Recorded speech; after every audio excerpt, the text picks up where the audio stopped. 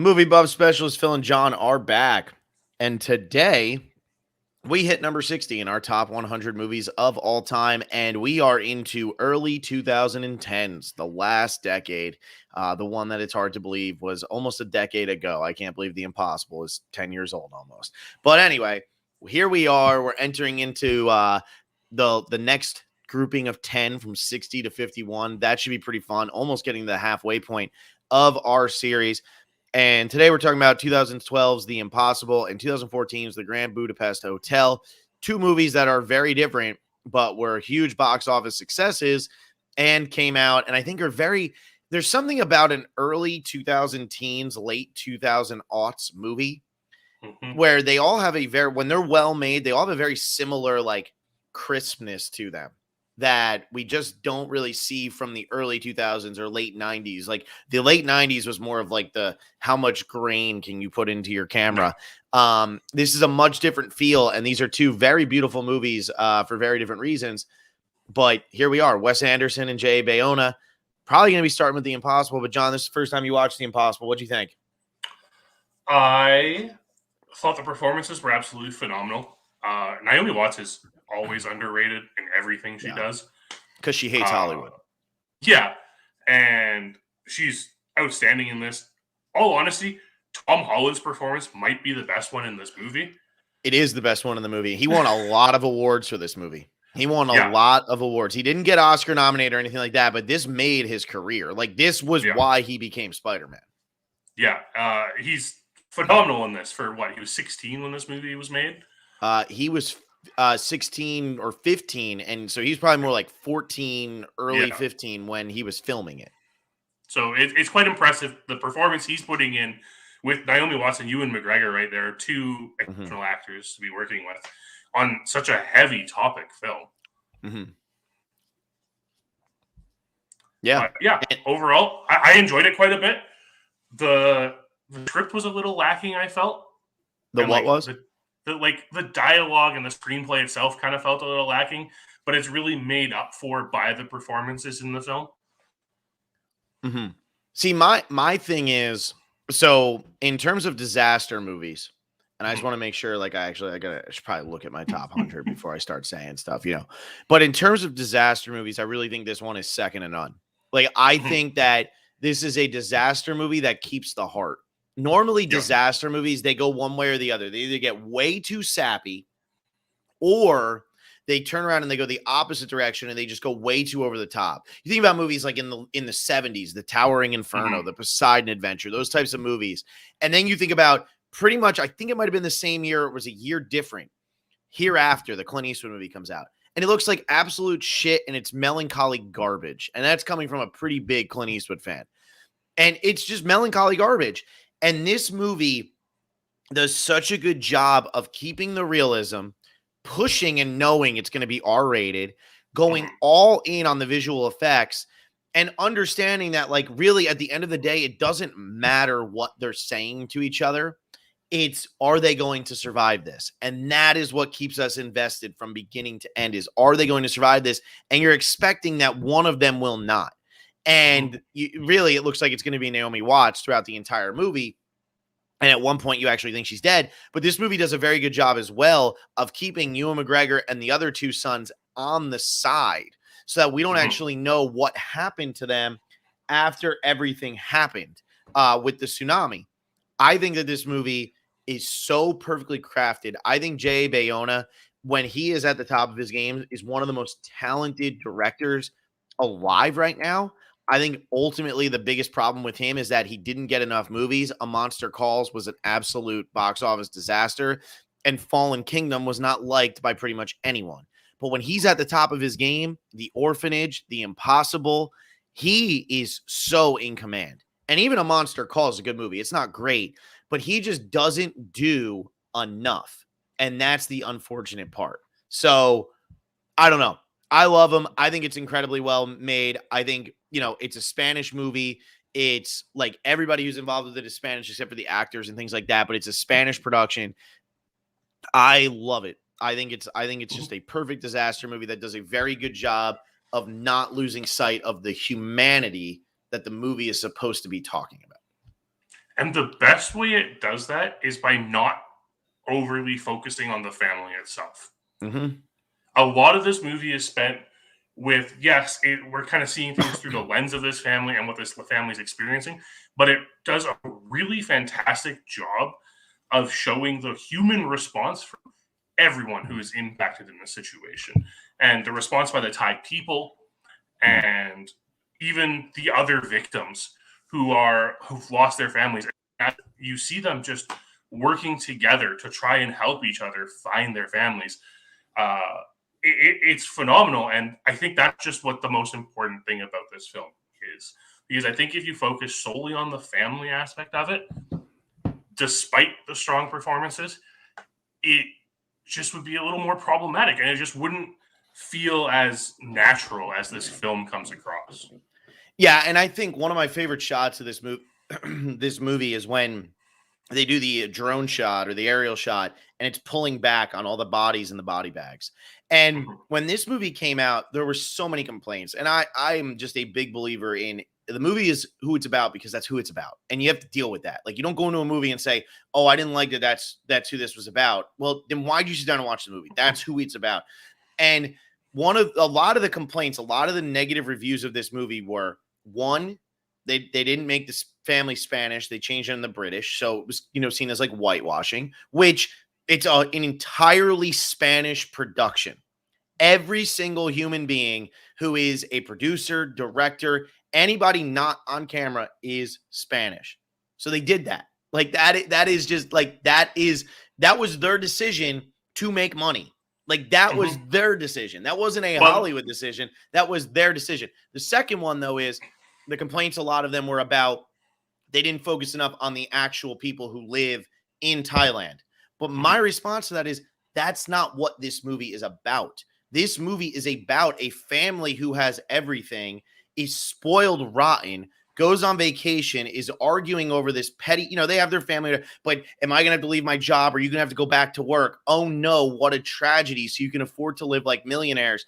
And then they get hit with a real tragedy.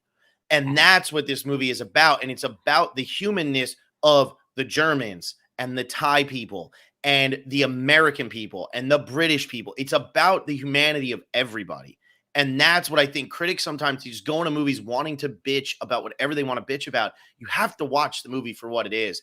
And a lot of people, when the Oscars time came around, would not sit down and watch this movie because they said it was too disturbing and too realistic a depiction. And they didn't want to be they didn't want to watch it. And that's why Naomi Watts doesn't win. And that's why Tom Holland isn't even nominated, because people would not watch the movie despite the fact that they had heard good things about it because they were disgusted by what was happening with it. Yeah, and it's one of those controversies. And yes, the complaints of whitewashing are there because it is a Spanish family. And you know what? When it comes down to it, they changed it to a British family so people would go watch this movie. And it was Spanish people who did that. That's something I have to stress that. Yeah, absolutely. Spanish movie. It's just the unfortunate aspect of it is that if they had cast like a fully Spanish cast for this movie, people wouldn't have gone to see it. And people didn't go to see it because they didn't cast the Spanish. They were at a loss no matter what they did. But they got a fantastic cast together for this movie either way. Yes, exactly. And I think that, the fact that Maria Balone still gets the story credit on it, Sergio G. Sanchez writes the script. Like, it is what it is. Like, and I understand where the complaint comes from, but they shouldn't have slapped, based on a true story at the beginning then and not given maybe not said Maria Balone had anything to do with it. It's like you said, it's a damned if you do, damned if you don't. And unfortunately, that's the tricky business of Hollywood. I worked international film sales. When you sit down with international buyers from different countries, they want stars or they're not going to buy your movie. This is an independently financed movie. You have no choice but to put the biggest stars in it. You can't throw in somebody. Otherwise, you're going to take a bath on it and nobody's ever going to buy one of your movies again. That's what happened with A Monster Calls. Now, granted, A Monster Calls was still British and all that, but that movie was a disaster because Felicity Jones could not carry an entire movie. She wasn't big enough of a name, and Liam Neeson's face wasn't in it. And that is how Hollywood works, no matter what they want you to think. No matter what they want you to think, money is always going to win with them.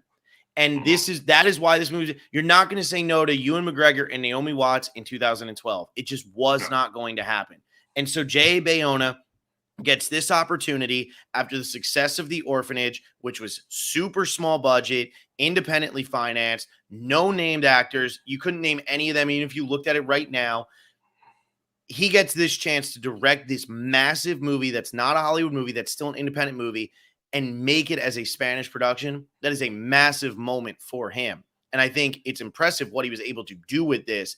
And this looks better than any Hollywood movie that came out in 2012. And I mean that 1,000%. And I think that says a lot to why, if you look at our list, we have a lot of what people would call international cinema on our list, because there's a certain level of creativity that you can get away with that you can't necessarily get away with. But the only way you can get away with that creativity and the storytelling and the style that he wanted to go with here is if you have the big stars that are going to bring in the box office to ensure you can do that. Otherwise, a movie like this never gets made again.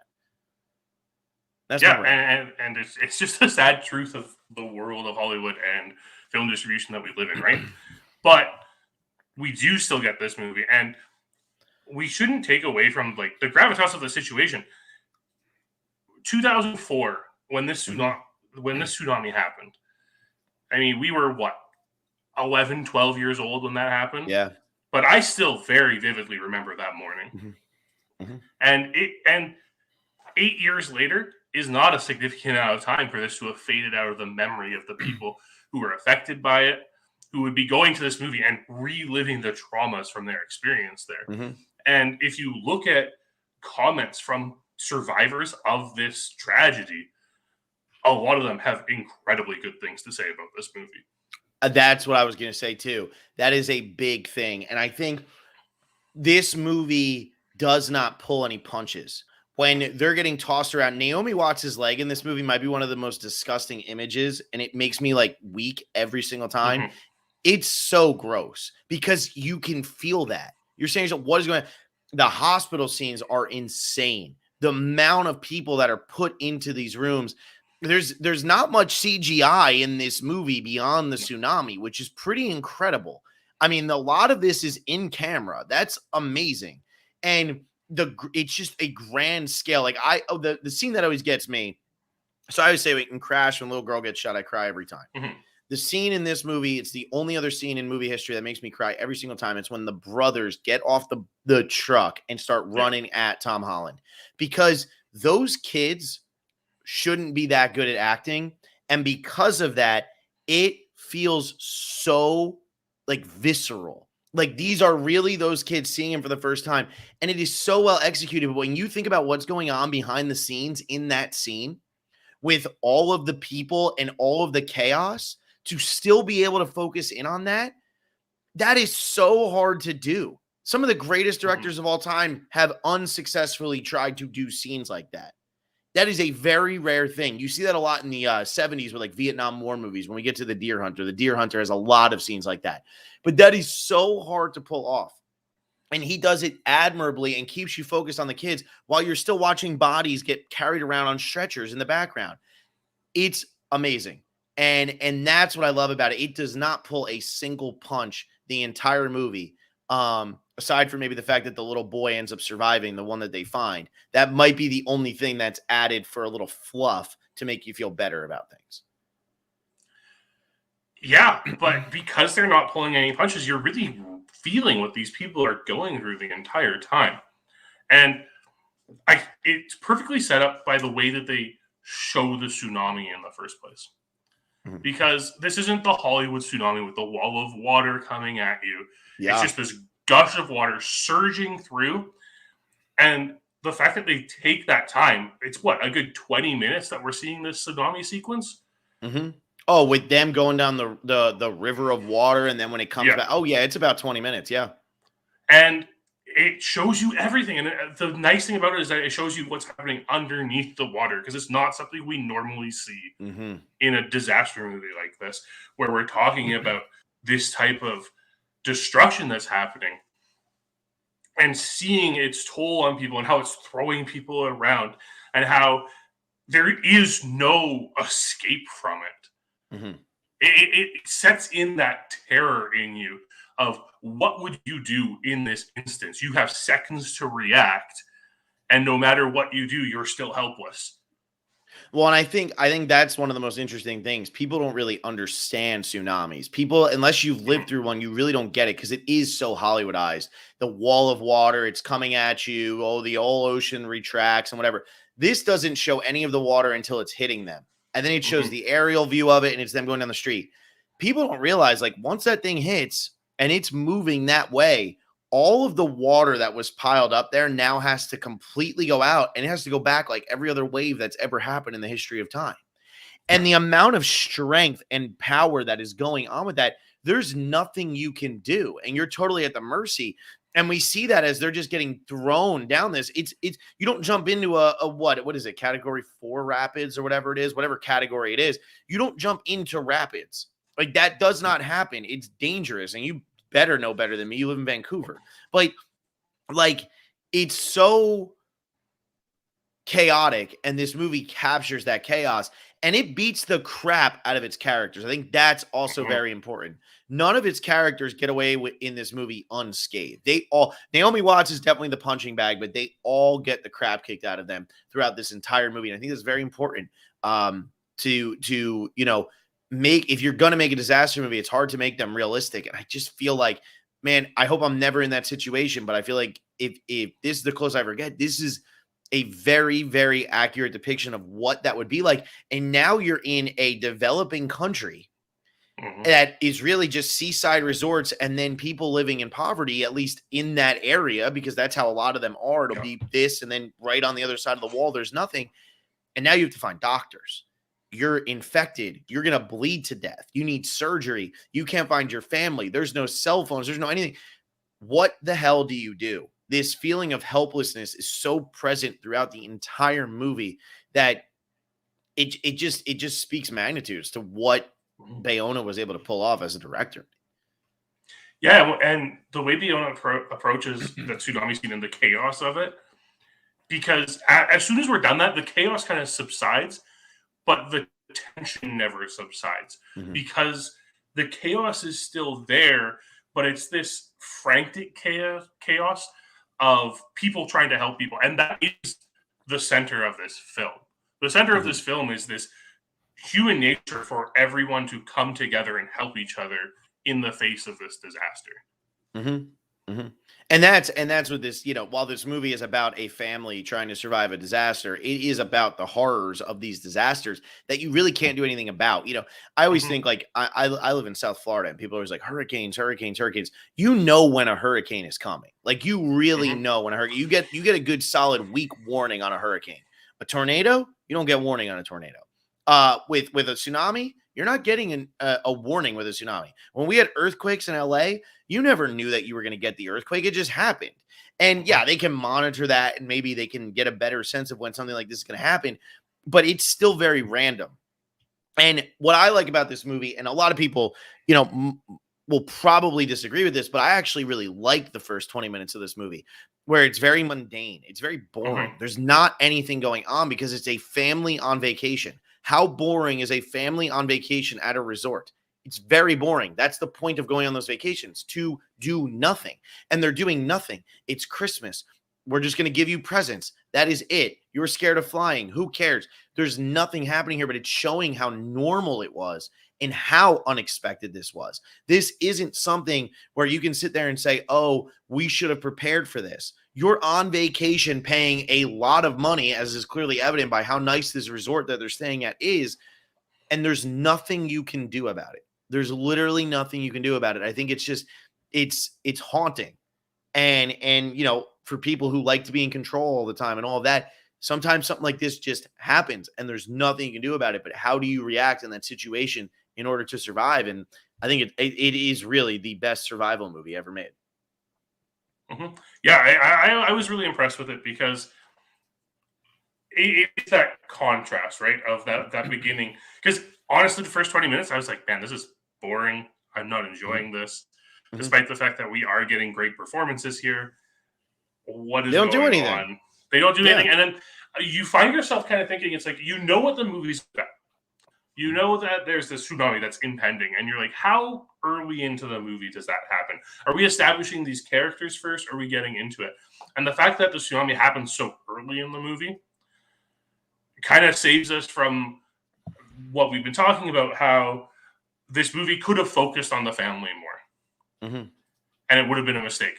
And the decision to have the tsunami kind of happen almost immediately as you get settled into the film helps to make it so that it feels more, it's about more than just these people that we're following, even though that's who it's framed as, even though that's the true story that we're told at the very beginning. And circling back to some of the complaints about the movie, the fact that it says this is a true story, or based on a true story of like this person's accounts, and then it like emphasizes the word true story afterwards, maybe not the best decision. Yeah. But it really does emphasize the fact that this is something completely out of everyone's control. Yeah. Well, and what I like about the beginning, and I agree, it should be boring, but I appreciate it the more I watch the movie. It's quickly establishing there is nothing special or interesting about this family. Yeah. And while that seems like a death wish to your movie, because we'll talk about Grand Budapest Hotel in a second, where there's not one wasted character, everybody's over the top, whatever. With this movie, it's important to stress that because their story is only being told because the woman survived and wrote a book about it. Yeah. That's the only reason that it's being told. There is nothing special about them. There is nothing interesting, but it happened to them anyway. And they survived it. Therefore, their story is worth telling. Like, that's also something like, you don't want to diminish the story of anybody who survived this, but to complain about this movie for focusing on the story of people who did survive this, there's something wrong with you. Like, there's something off there in your brain that's just not clicking, and you're critiquing to critique at that point, because these are people, these are real humans who survived this that are being represented in this movie. And I don't know. I just think like it's, to me also, it's one of the more emotional movies I've ever seen. And I don't feel like it's forcing me to feel emotion. I feel like it's just very naturally doing it. I mean, there's, this scene where Tom Holland's running around the hospital might feel forced, but he really was doing that. Like that was something that Maria Billon stresses in the book, is that he really was doing that. And so if that's what he's doing to try to, keep himself occupied, it makes sense. It makes sense. Like, show it. And yeah, it's going to have forced emotion or feel like forced emotion. But at the end of the day, that's what they were doing. And it goes back to the humanity aspect and all that. It's very, I think it's a very emotional movie. I think it's a very incredibly visually well-made movie. And I just think it was a box office success that I still feel like is very underseen by people when you would mention it in the year 2021. Yeah, I think a lot of people kind of avoid it because of the subject matter. A lot of people don't like seeing real life disasters unfold and portrayed. But yeah, like you said, the emotion of this movie is really big. And it's a lot, again, it comes down to the performances from Naomi Watts, Tom Holland, and Ewan McGregor, because the scene where Ewan McGregor gets the phone and just breaks down when he makes that call, it's such a change from this like stoic, heroic character we're seeing before that, as he's like looking for everyone and looking for his family. And then all of a sudden we just have him 180 and he's like, oh my God, they're gone. I don't know what's going on. And like, we have to keep trying, but he just breaks down completely. And it's that sort of emotion that this film is constantly evoking, because you're hopeful. You're hopeful that this family can come back together. But again, like you said, you're always expecting them not to. Yeah, exactly. We don't, especially when it's a true story, we don't think there's even a remote chance that all 5 of these people are going to survive this movie. Well, because a lot of times too, like, these types of movies that get made, they are heartwarming to an extent, but they normally have some sort of real tragedy. And while this movie has a massive tragedy, it doesn't have a tragedy amongst the 5 main characters, which is actually good. I mean, Naomi Watts doesn't lose her leg. Everybody survives. it is kind of a heartwarming thing. Now, granted, I'm sure that they were like mentally distraught. They probably still are to this day, 17 years later, but they survived it. They made it. And I don't know, like this came out 2012 and it was, that was the year. What won Best Picture? Oh, that was the year that 12 Years a Slave won Best Picture, which Steve McQueen, I think that was 12 Years a Slave. Steve McQueen is a great director. There's no doubt about it. I mean, obviously I love Steve McQueen. I think his movies are great. This was the same year though, also was Moonrise Kingdom. And neither one of those movies got nominated for Best Picture. And I do think it's one of those years where like they really missed, because we were talking about District 9 from earlier in this podcast, like as like a fill-in movie and stuff like that. Like that's a movie that finds its way to get nominated. And, you know, a movie like The Impossible, people are just kind of wary of sitting down and watching. And I just think that's fascinating, but no, that's really neither here nor there. But, oh, Argo, that's what it was. That's right. Jordan Alford was right. Argo won. Thank you. Yeah, the less compelling true story. Yeah, well, yeah, no shit. And that's the thing. I actually like Argo as a movie. I think the pacing of Argo is very well done. I you know, in terms of the story itself, it is what it is. But I think the pacing, I think all of that just really moves. But this is not a better movie than The Impossible. It's just not. When you watch and see what went into The Impossible and everything, they're not even the same caliber. They really aren't. Yeah. Yeah, and we're just lucky that this movie could be made in 2012, and especially a non-Hollywood size. Because if this movie was made by Hollywood, it would have been so different than what we actually got. Well, and it's going to be interesting as we go down the rest of our list to see what movies we have on here that are actually Hollywood-made movies and which ones aren't. We don't have very many. The Gladiator, that's a Hollywood movie, but it's also Ridley Scott, so it's got that going for it. But we don't have very many Hollywood movies as we start to move through this list. And now that we're into the top half, like we don't have many more. Yeah. It's a Wonderful Lives or something like that. So there's a reason for that. And it's a lot of times because they can get away with taking chances that you're not going to see in a regular Hollywood type movie. Yeah, absolutely. All right. Let's jump over before I lose my voice. What was the best thing you watched this week? And I saw you watched a crap ton of good ones coming up. I did watch a crap ton of good ones over the last couple of days, but in the end, the best movie by far. I finally sat down, watched Bellatar's Satantango, 7.5 hours long, and boy, oh boy, is it worth every single minute of it. That is one of the greatest movies I've ever seen. Now, are you just saying that because you know none of us will ever sit down and watch it, or do you actually believe that? No, I sat down. So my friend and I sat down and watched it. And we're like, 7.5 hours, we're buckling in for this. And you get about 5 hours in, and you think it's been half an hour. The movie is extremely well paced. I love slow cinema. Obviously, I'm a huge Tarkovsky fan. And, you know, Bergman's great. But the way Bellatar sets the pacing for the movie from the opening shot just slows you right down to the pace of it. And it doesn't feel like a 7.5 hour long movie. Hey, I'm down to watch it at some point. I just got to find an entire work day to sit down and watch it. That's all. And it's subtitled, right? Yeah, it's a Hungarian film. Nice. Yeah. 7.5 hours of reading. Thanks, John. Well, I mean, to be fair, there's probably only about 2.5 hours of dialogue in the movie. Thanks. That's good. That's called a normal movie right there. Yeah. I thought you were going to say Blue Velvet, but I forgot you sat down and watched this one. You watched a lot of movies this week, including a 7.5 hour. I can't watch a 7.5 hour one because I'm so behind on how many movies I have to watch, and that only counts as one. Yes, it does. I didn't have a very good week. I watched a bunch of stuff. I caught up on Malik. I watched The New World. It was actually the first time I'd seen it. I thought I'd seen it before, but I had not. I'd seen like parts of it. It was okay. I thought it was going to be better. I was really excited going into it. It didn't do it for me. I watched Land, the Robin Wright movie, which came out that she like directed, and it's pretty much a worse version of Into the Wild. I still thought it was good. Didn't get very good reviews. I'd probably say though my favorite one that I watched this week was What Just Happened, which is the Barry Levinson movie about it's about Ari Linson or something. I think his last name is Linson, who's a producer in Hollywood. The movie got terrible reviews for not being like funny enough as satire and being too inside baseball. Well, I worked in Hollywood and I thought it was hilarious. I thought it was spot on. I thought it really captured like all of the shallow bullshit that they all go through. I thought it was really well done. I liked it a lot.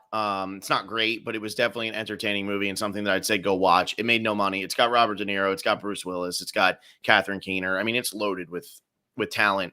It just was a weird movie. And unfortunately for Hollywood, it insults Hollywood, and Hollywood doesn't like to be insulted. So, there's that.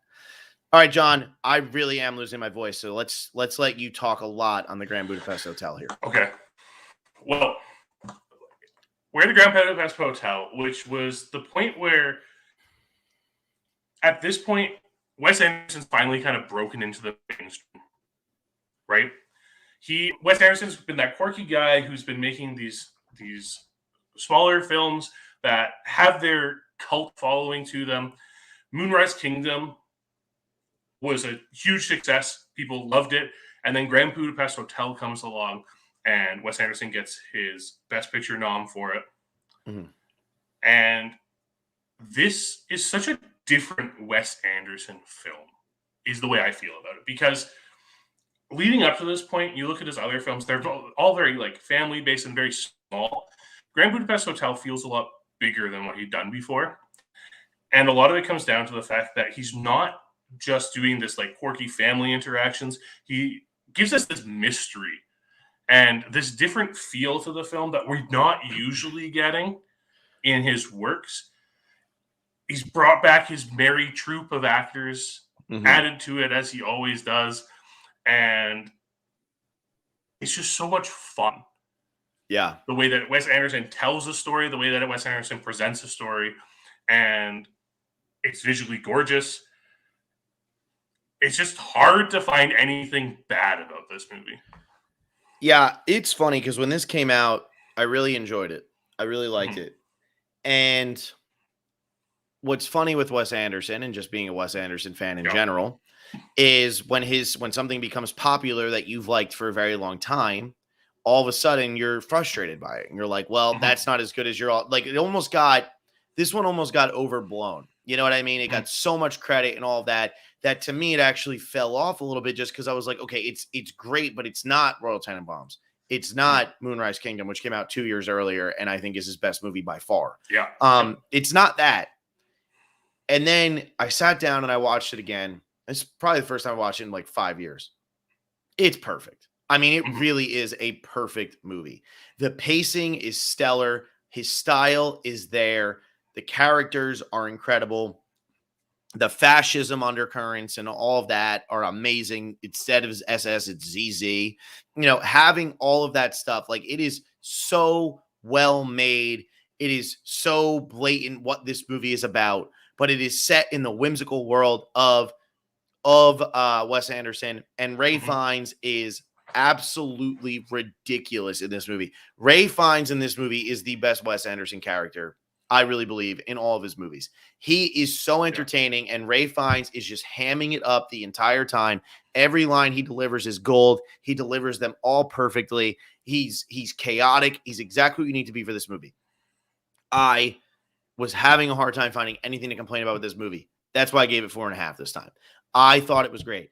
What's funny with Wes Anderson is I think Wes Anderson is one of the most hit or miss directors in the history of Hollywood. I really think so.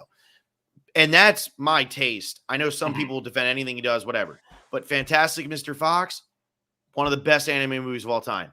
Isle of Dogs sucks. Then you have, and this is obviously my opinion, Life Aquatic. I think it's so over the top trying to be his style. Then you have Grand Budapest Hotel, where he has now perfected everything that he's trying to do. You have Rushmore, where Jason Schwartzman is just whiny. I know I'm pissing off a lot of people now. whiny little baby. And then you follow up with the Royal Tenenbaums, where Luke Wilson is a whiny baby, but I'm buying it now. He has to find a style. And when I watched the French Dispatch, I was disappointed because it felt forced in some areas and it didn't have the pace.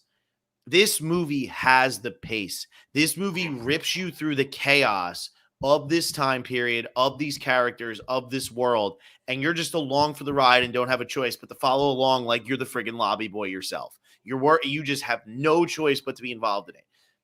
That's what some like French Dispatch is missing, in my estimation. And that's what sets this one apart. It's his style with one of the most frenetic paces you're going to see in a movie. And Wes Anderson does a great job.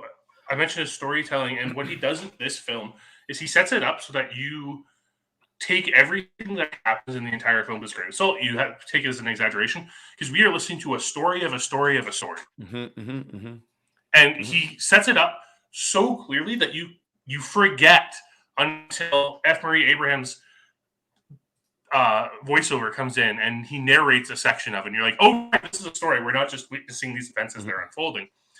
And then eventually you remember Jude Law's there too. Yep. And he was also just recanting this story to someone else. And it's so impressive how Wes Anderson can sculpt this world within a world and make you feel just so engaged in it. Because every little aspect of the wonder that is the Grand Budapest, it's so engaging. And yes, a lot of it comes down to Ralph Fiennes' performance is top-notch.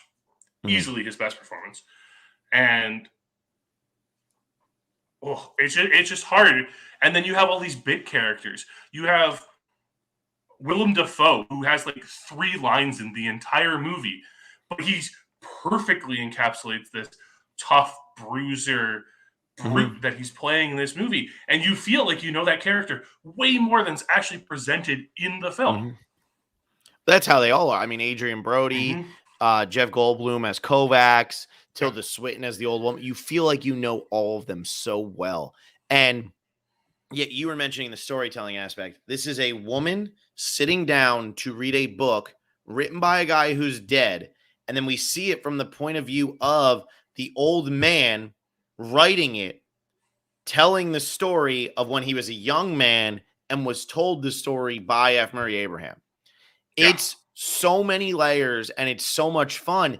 And it allows you to just get sucked in, but it also, and this is what Wes Anderson does really well, it allows Wes Anderson to get away with literally anything he wants to get away with because it's a story of a story of a story. It's like a game of telephone. It's not going to be completely accurate, and it doesn't have to be completely accurate. He can get away with whatever he wants to get away with now with this movie because of this framing that he's using. And so is that what Adrian Brody actually said throughout the movie? Probably not. But hey, you're going to believe me now. Boy with Apple. Was it really worth all that? Maybe, but you're going to believe it now. And it allows you to just get sucked into the nonsense of a lot of it. But there are so many scenes. I mean, the ski chase scene is probably the best scene Wes has ever. I mean, that is just so above and beyond what what so many directors are even remotely capable of. I still don't really understand how he did it. And it's just so well done. It's insane. Yeah, Wes, over the years, Wes Anderson's really kind of perfected his use of montage. And the ski chase scene is just one of the perfect examples of it. Because we get the montage leading into it, then we have the chase scene, and then we have the fun of the chase scene. Wes Anderson has fun with every single scene he puts in his films. Even the dead serious scenes where at the end of the film, when Ralph Fiennes' character is being taken out by the ZZ squad to be shot, like he's still having fun with it, and the way he's approaching it. Even when F. Murray Abraham's talking about the fact that his wife and child died. Yeah. It's still with that whimsical Wes Anderson feel where he keeps you just distant enough that you're not bawling your eyes out, but it still impacts you emotionally. Yeah. Well, and that's what I was going to say. Like, he keeps you at a distance, but not enough that you don't care about what's going on. You care about what's going on with Agatha and with Lobby Boy and with, M. Gustav or whatever his name is. Like, you care about all of them, but you care about to them about them to an extent, the extent that Wes Anderson is allowing you to care about them. And Wes Anderson does a really good job of that. And then you end up feeling melancholy when his movies are over, when he does them really well. And that's why we say Moonrise Kingdom is one of the most depressing movies ever. But you feel melancholy at the end of the movies because you're like, man, that was fun. And I think that's the best thing I can say about the Grand Budapest Hotel. That's a movie. It reminds me of Pulp Fiction. No matter when you turn it on, no matter what part it's at, no matter where we are, no matter what character we're focusing on, you say to yourself, I should keep this on. I'm going to watch this. It is just pure fun. And that's ultimately what movies should be. I mean, The Impossible is a very different thing, but movies should entertain you.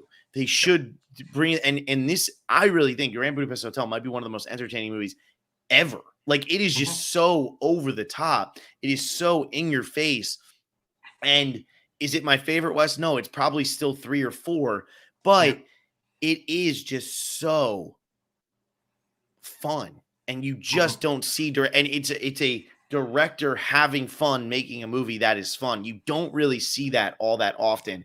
So when you do, it's nice that it happens. And, you know, the production design and all of that stuff. I mean, it's just, he's living in his own head in this movie, and it's just chaos. Yeah. And the score is unbelievable. The score, absolutely. Yeah. The use of organ in this score is incredible.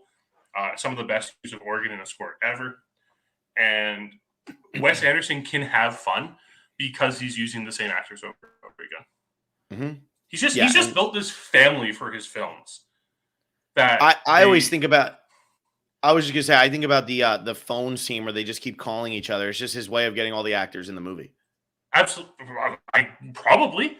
Yeah. That's probably exactly how it goes. It's like, hey, this is happening. Okay, call the next person, and that's why we get the same people in all of his movies.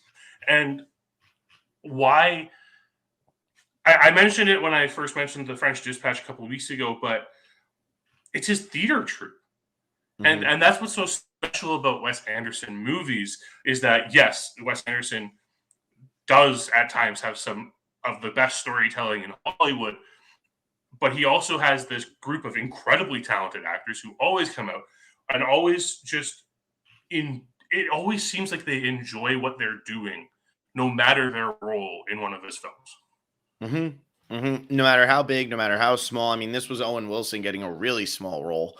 But he's still enjoying it, you know, and that's why we see Adrian Brody coming back, you know, after Darjeeling Limited and stuff like that. Like we are seeing these people enjoy just flat out making these movies, and Bill Murray's in everything. And Bob Balaban keeps coming back. Like, they all want to keep coming back. We had Saoirse Ronan in this when she was, you know, big, but not really big. And then you think about all the movies she's been in since 2014, and you think about where she is now, and she still comes back and does the French Dispatch. Like, it just feels like when Wes is going to make a movie, everybody says, okay, let's drop what we're doing and let's go be in this movie. Jeff Goldblum. I mean, and these are big name Oscar winning actors and actresses. Tilda Swinton, Oscar winner. Not Jeff Goldblum. Ray Fiennes should have won the Oscar for Schindler's List, but somehow didn't. Like, Bill Murray, great in everything he's ever been in. Like, you just go down the line, and it's like, how does he continuously find a way to get all of them in his movie? And then you see the French Dispatch. You got Timothée Chalamet and Frances McDormand. And like, it's like, what is the secret sauce to Wes Anderson that makes him so likable? Because his movies should not be accessible. And I think that's what frustrated me about the Grand Budapest Hotel at the beginning was I was already accessing Wes Anderson. So the fact that people were acting like he was some new discovery and all of a sudden he was just starting to make good movies was bullshit, because he'd been making good movies for 13 years. Yeah. And so I think that's what was frustrating. But now that he's there, all of a sudden Isle of Dogs is considered a good movie, which it's not. But people will say it's considered a good movie because critics had bought into Grand Budapest and had bought into his style finally. He didn't change anything. He did not change a single thing about himself. People just finally decided, hey, it's time to start buying into it. And, you know, what is it about him that now wasn't catching on at the beginning, but now all of a sudden, not just the people he's putting in the movie, but the critics and and mass audiences are like, you know what? I can't wait to see what the next Wes Anderson movie is going to look like. It's a great question. And I think a lot of it comes down to the fact that his dialogue kind of has this way of feeling incredibly natural and incredibly stilted at the same time. right? It's just like the way his scripts come together, where we are kind of used to like non-linear storytelling at this point for a few things, and we're used to kind of like jumping around with his characters and the way that they speak, but it's just there's so much sarcasm. I don't really want to say sarcasm, but there's a lot of sarcasm in the way he speaks, and I think the world just got used to that. Well, he's winking at you all the time. I think that it's not really sarcasm. It's more that he wants you to be in on the joke the entire time. He's not trying to go over your head. He's trying to be like, you see what I'm doing here? You see what I'm doing here? And like, that's why I think so many people just have latched onto it, because it's like he's not like, yeah, there's certain stuff where you're like, oh my God, what is he talking about? Some of the words and the things and whatever the name of the little train thing that takes them up the mountain and all that stupid stuff. But that stuff, it starts to almost feel like Dr. Seuss. You know what I mean? And people grew up with Dr. Seuss with all those weird stories and weird whatever, and they latched on and they became iconic with the Cat in the Hat and the Grinch and all that. Wes Anderson's almost like an adult Dr. Seuss, where he's creating these worlds and these bizarre things that you can't even imagine, and they don't make sense, but you're going to buy into it. Why can't he just call it a train or a lift or something? No, he has to call it whatever stupid name. Why can't this movie just take place in either Austria or Hungary?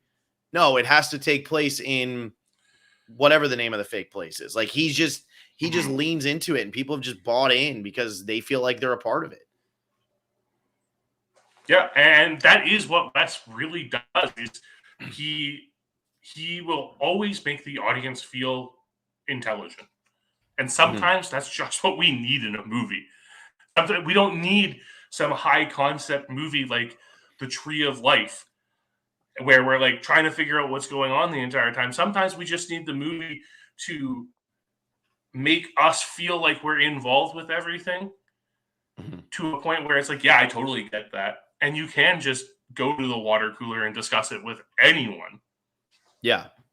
Yeah, and I think that's where, you know, sometimes Wes Anderson movies don't have that. Sometimes Wes Anderson movies are missing like that kind of camaraderie. But when he is clicking on all cylinders, like he is in the Grand Budapest Hotel, and what's amazing about him is when he started out, it very much was like his weird troupe of actors. You know, you had a lot of washed up actors, Danny Glover, Gene Hackman taking on, you know, a role at the very end of his career. Angelica Houston at the very end of her career. A lot of people at the end of their careers are a lot of people who weren't really going anywhere. Now he's at that point where he's landing, like I said, Timothée Chalamet, Frances McDormand. For this movie, Ralph Fiennes was a huge get. You couldn't believe Ralph Fiennes was in this movie. Like, what's going on? Like, he's now at that point, like, where at the beginning he was almost seen as like so over here, like whatever. But now it's A-list actors want to be in Wes Anderson movies. How can he fit in his troupe? Because he still has to get the A-list actors in the movie. Bruce Willis popping up from time to time now. Like, Frances McDormand's been in numerous Wes Anderson movies. I never thought I'd say that. That's weird. Yeah. It's weird. It's wild to think of the fact that, like we said, all of these like award-winning actors just keep wanting to come back to work with Wes. So you know that there's so much love put into this production. And when we get into like the small parts of this film where we are talking about like the characters that we see a lot of, we don't get a lot of Zero, although we get the fantastic interaction between him and Ralph Fiennes with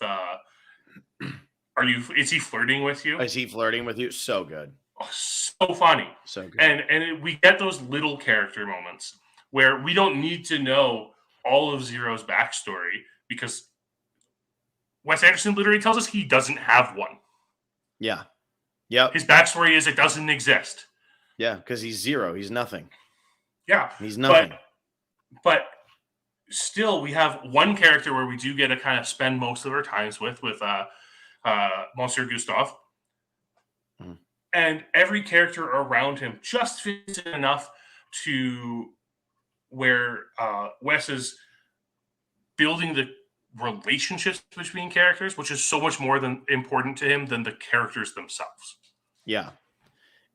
And I think, you know, like all the things that are going on, all of the unnecessary whatever, it's because Adrian Brody got slighted out of his inheritance, and all these people got slighted out of their inheritance, and it went to this guy that they don't even know, and now they're just going to punch everybody in the face and they're going to kill him and whatever.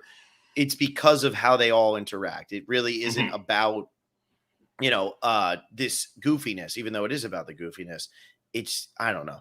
I think this movie is just fascinating. And I think it's a movie that, you think about a lot of movies that come out, like The Impossible. J.A. Bayona does a great job with that. There's a lot of directors who could direct The Impossible. There's nobody else who could direct The Grand Budapest Hotel. Like, it's just a fact. Nobody else could direct The Grand Budapest Hotel. It's like how nobody else could direct Magnolia or There Will Be Blood. Like, it's just not possible. Even the Coen brothers couldn't direct a movie like There Will Be Blood. Grand Budapest Hotel, nobody could direct this movie other than Wes Anderson. And it's funny because we've seen people try now to kind of replicate this whimsy. We saw that movie that came out at the height because even though I've said what I've said, Tenenbaums was quite a success. And so we had Running with Scissors come out not long after that, directed by Ryan Murphy, who obviously has gone on to have quite a bit of success with American Horror Story and all that. But Running with Scissors isn't a good movie. It's trying to be Wes Anderson.